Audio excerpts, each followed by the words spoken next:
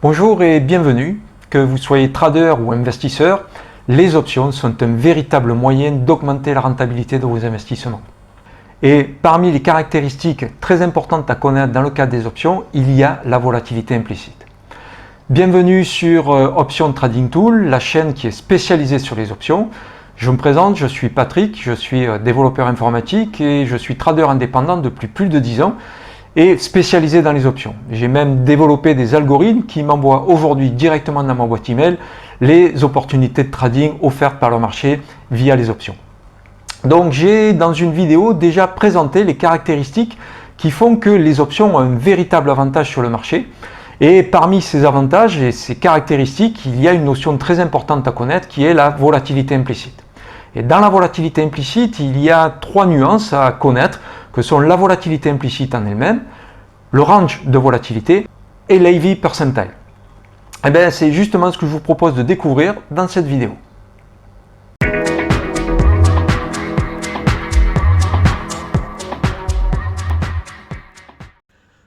Tout d'abord, qu'est-ce que la volatilité implicite? La volatilité implicite, c'est la volatilité attendue par le marché. Donc anticipée, elle n'est pas connue en opposition à la volatilité historique qui, elle, est la volatilité connue et passée du marché. Elle est un élément très important du trading sur options pour les raisons qui ont été évoquées dans les caractéristiques du marché et qui est que la volatilité implicite est mean reverting, c'est-à-dire que lorsqu'elle augmente, elle revient toujours à sa moyenne. Et donc dans le cadre du trading des options, c'est intéressant que de shorter des options lorsque la volatilité implicite est élevée parce qu'on sait qu'elle va baisser. Et également parce que la volatilité implicite est incluse dans le prix des options dans la partie de la valeur extrinsèque. Donc si vous ne comprenez pas ce qu'est la valeur extrinsèque d'une option, je vous invite à voir la vidéo qui traite de la construction des prix des options afin de comprendre cette notion-là. Et il y a trois nuances à comprendre dans la volatilité implicite. Il y a donc la volatilité implicite en elle-même. Il y a le range de volatilité, appelé AVR, pour en anglais AV rank, et il y a l'AV percentile. Et ce sont ces trois notions que nous allons voir maintenant et distinguer les unes des autres. Pour comprendre l'intérêt qu'il y a de distinguer chacune des notions les unes par rapport aux autres, prenons un exemple. Donc dans le cas numéro 1, imaginons que le titre A a une volatilité implicite de 130% et que le cas numéro 2 a lui 24% de volatilité implicite.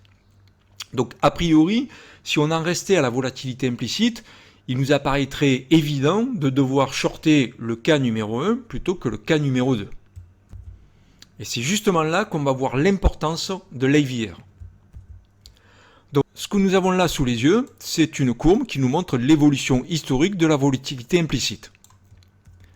Et on voit que dans le cadre de cette évolution, elle a eu un pic à 190 et un bottom à 120.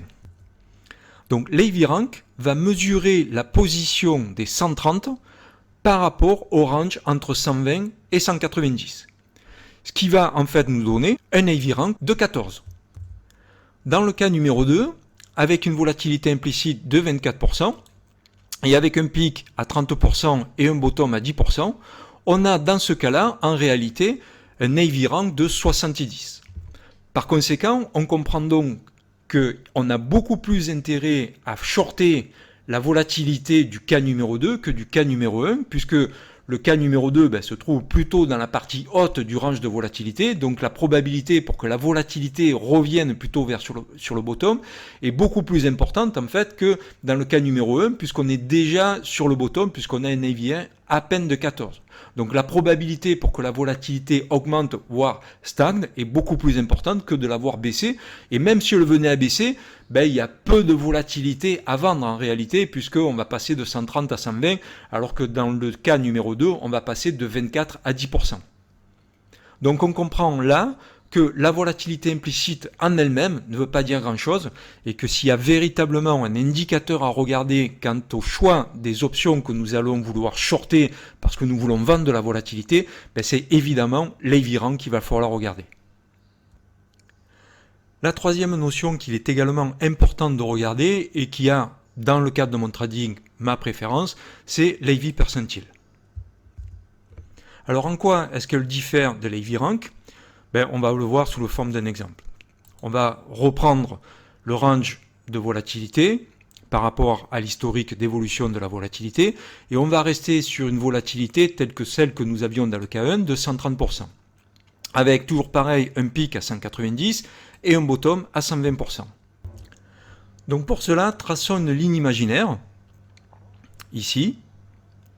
Et ce que va mesurer l'AV percentile, c'est le nombre de fois où la volatilité historique sur une période donnée, par exemple 1 an ou 6 mois, le nombre de fois où la volatilité implicite dans le passé a été au-dessus ou au-dessous de la volatilité implicite actuelle, à savoir du niveau des 130.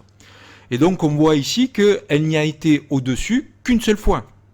Et que donc elle a été en dessous, si on prend par exemple 100, elle y a été 99 fois. Donc si dans le passé, durant l'historique de volatilité sur 100, 99 fois la volatilité s'est retrouvée en dessous des 130, ça veut dire que le niveau des 130 est un niveau élevé de volatilité. Donc c'est une distinction qu'il y a entre le range de volatilité et l'AV percentile, parce qu'on voit ici entre 190 et 120, comme on l'avait vu tout à l'heure, que l'AVR serait à 14, alors que là, on aurait un AV percentile de l'ordre de 90. Et évidemment, c'est entre 0 et 100. Donc sur un AV percentile de 90, forcément, on sait qu'on a un niveau de volatilité élevé par rapport à l'historique de la volatilité de la valeur. Voilà, donc ce sont les trois notions très importantes à connaître concernant la volatilité et qui vont évidemment nous intéresser dans le cadre du trading des options. Merci d'avoir suivi cette vidéo jusqu'au bout. J'espère qu'elle vous a plu et surtout qu'elle vous a permis d'en apprendre plus sur le trading des options et qu'elle va probablement, en tout cas je l'espère, vous motiver à utiliser les options si vous ne les utilisez pas déjà. Si vous avez des questions ou des commentaires, n'hésitez pas à les laisser, de vous inscrire à la chaîne afin de recevoir les notifications pour les prochaines vidéos que je mettrai en ligne et surtout ça m'encourage à continuer et à produire du contenu concernant les options. À nouveau, je vous remercie d'avoir suivi cette vidéo jusqu'au bout et je vous dis à très bientôt.